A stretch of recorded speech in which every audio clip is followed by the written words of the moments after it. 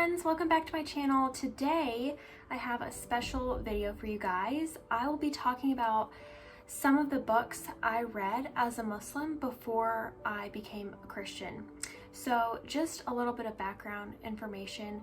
I have always loved to read, and when I was really seeking the truth and trying to find the Lord, he really led me to the truth through books, and so I'm going to share a few of those with you today.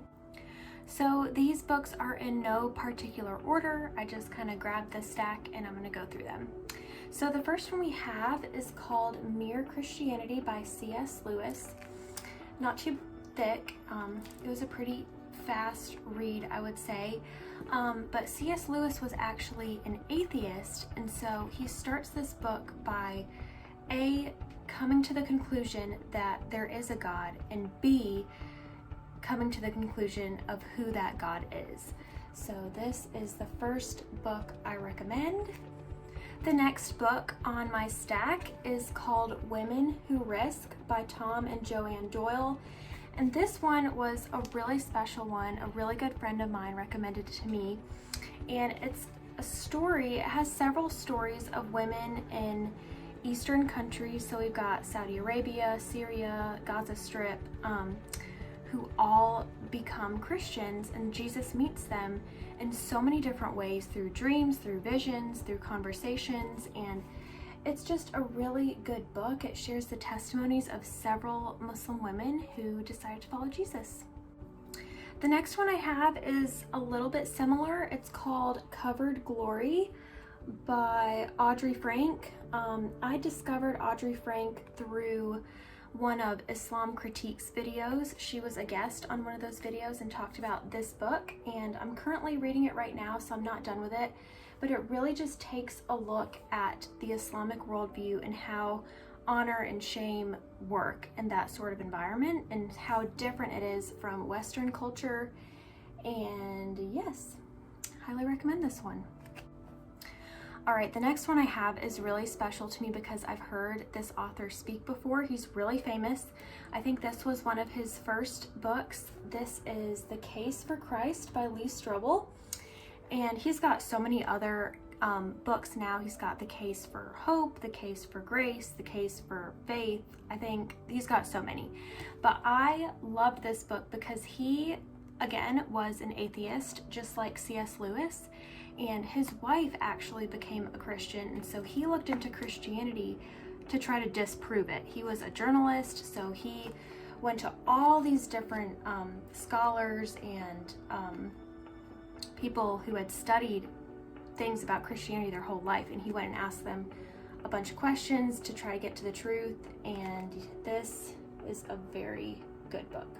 I also want to say about this book, he takes a look at Christianity through a very logical, factual perspective, and less so a more spiritual perspective. So with Covered Glory and Women Who Risk, the authors have accounts from several Muslims in these books, and so it kind of gives their testimony, the spiritual stuff, all that.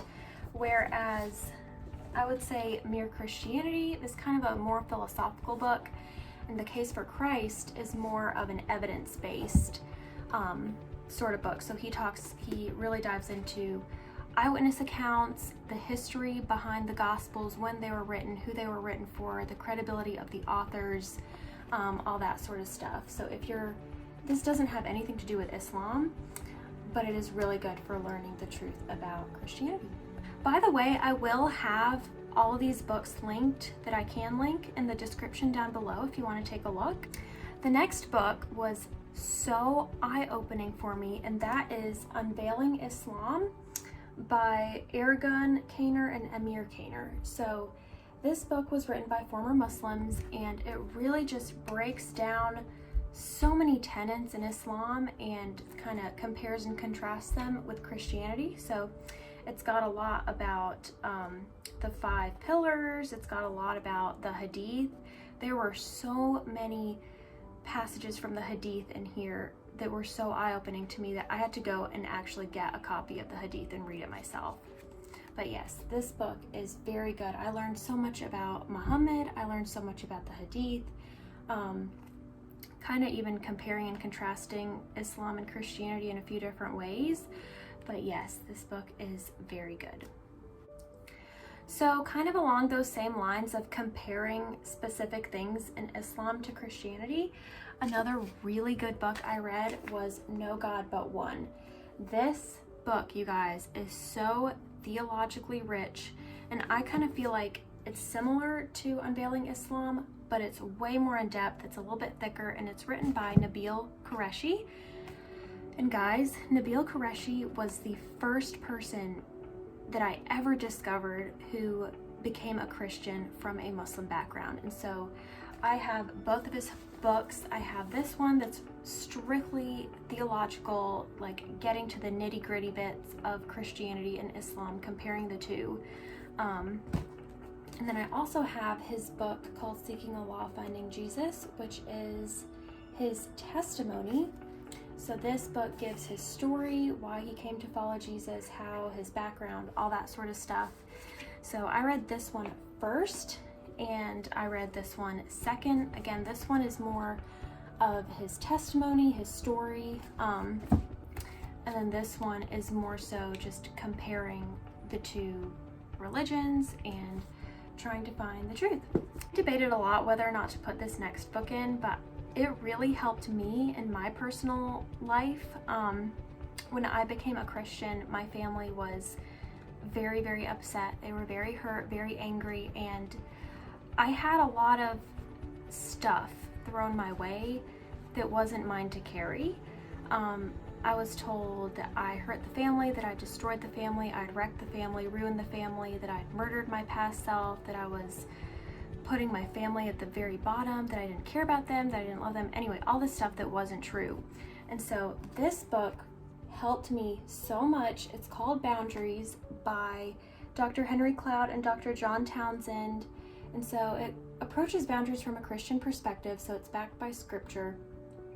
But essentially, guys, this book just helps you know what you are responsible for and what you are not responsible for. So what people say about you, what they think about you, what they try to put on you, that's not your responsibility. How you act, how you react, what you say, what you do, that is your responsibility. All right, my last two books should not be a surprise to anyone. The first is the Quran, and the second is the Bible. Guys, I recommend wherever you are to read both. If you are on a genuine quest to find the truth, you gotta start with these two books. So I have just a couple of verses I wanted to share before we end this video. The first is in the book of Jeremiah, chapter 29, verse 13. It says, "You will seek me and find me when you seek me with all your heart." And the second verse I want to share is in the book of Matthew, chapter 24, verse 35. It says, "Heaven and earth will pass away, but my words will not pass away." So wherever you are right now, whether you're just wanting to gain a deeper understanding of the two religions, or if you are genuinely actually on a quest for the truth, I promise you, if you seek God with your whole heart, just like that verse said, with no bias, but genuinely wanting the truth, God will answer you. And that wraps it up, folks. Thank you for watching.